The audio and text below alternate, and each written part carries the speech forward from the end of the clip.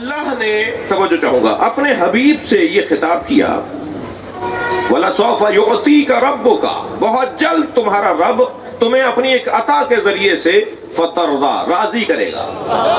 بھئی ساری دنیا اللہ کو راضی کر رہی ہے، اللہ مصطفیٰ کو راضی کرنا چاہتا ہے۔ یہ عظمت مصطفیٰ کا ایک مکمل باب ہے۔ کیا مسئلہ تھا جس کی بنیاد پہ سرکار کو اللہ راضی کرنا چاہتا ہے؟ کوئی پریشانی تھی، کوئی سرکار کے ذہن مبارک میں خیال تھا، سرکار کے ذہن مبارک میں کوئی تصور تھا، کوئی بات ہے کہ جس پہ وہ راضی ہونے کی بات ہو رہی ہے، پس منظر میں کوئی خیال ہے؟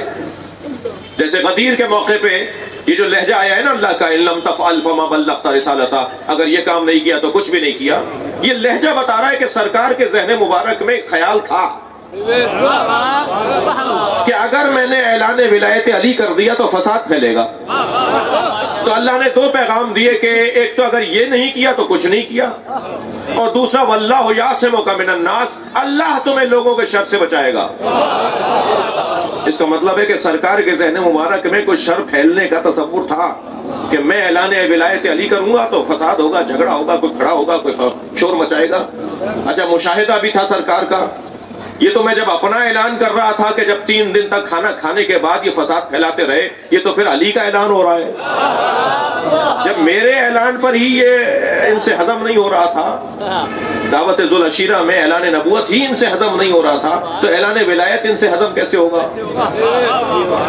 تو یہ سرکار کو ذہن مبارک میں تو تھا کہ وہاں بھی 3 دن جھگڑا ہوتا رہا، کھانا کھاتے رہے، جاتے رہے، مجلس کو بگاڑتے رہے، اور یہاں میں اعلان کروں گا تو وہاں تو 30-35 لوگ تھے، یہاں تو 1 لاکھ سے زیادہ لوگ ہیں۔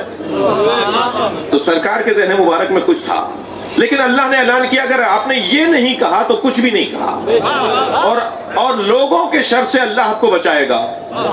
اچھا، شر تو وہاں بھی ہوا تھا، وہاں کیوں نہیں کہا اللہ نے کہ میں تمہیں لوگوں کے شر سے بچاؤں گا؟ تھوڑی گردن ہلاتے رہیے، میری بات اگر جاری ہے تو۔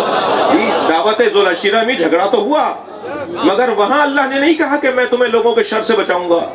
جھگڑا یہاں بھی ہوا، ایک شخص نے کھڑے ہو کر اعتراض کیا، توجہ کر رہے ہیں، ایک شخص نے کھڑے ہو کے، حارث بن نعمان فہری نے کھڑے ہو کر کہا یہ آپ نے اللہ کی طرف سے کہا ہے، یہاں اپنی طرف سے کہا ہے جو اپنے بھائی کو ہمارے اوپر آپ حاکم بنا رہے ہیں؟ میرے مولا نبی نے فرمایا میں کوئی بات ہی نہیں کرتا مگر یہ کہ اللہ مجھے کہتا ہے۔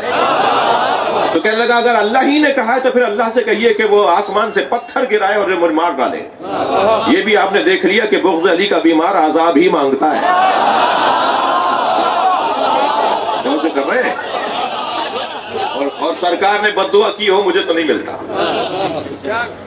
سرکار نے اس کے لیے بد دعا کی ہو جو نہیں مان رہا تھا نا مولا علی کی ولایت کو، حضرت نے ہاتھ اٹھا کے بد دعا کی ہو یا اللہ عذاب نازل کر دے، مگر قرآن کہہ رہا ہے سأل سائل بعذاب واقع، ایک سائل نے عذاب مانگا اور عذاب آیا، نبی نے نہیں کہا، اس لیے کہ رحمت للعالمین ہے۔ مجھے کہنے دیجئے کہ نبی کی بد دعا کا انتظار نہیں کیا عذاب نے۔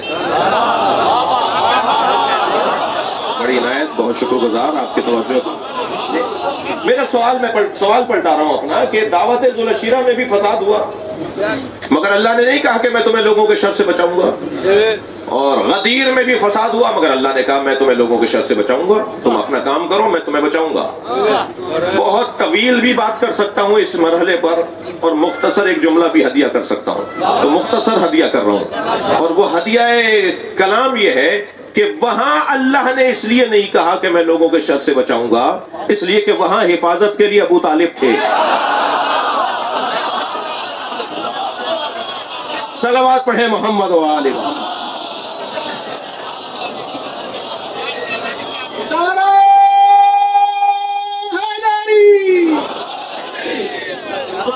30 دن جب یہ کھانا کھا کے جانے لگا نا ابو لہب اور اس کے ساتھی، تو حضرت ابو طالب نے اس کا گریبان پکڑا اور زمین پہ پٹکا، ادھر اسے ایک ہاتھ سے زمین پر گرایا، دوسری طرف نبی کو دیکھ کر کہا قوم یا سیدی و مولائی، کھڑے ہو جاؤ میرے مولا۔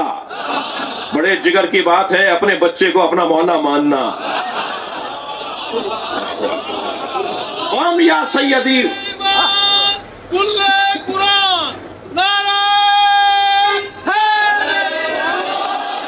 قوم یا سیدی و مولائی وقول قل ما شئتا، اے میرے سید، اے میرے مولا، کھڑے ہو جاؤ اور وہی بولو جو تم چاہتے ہو۔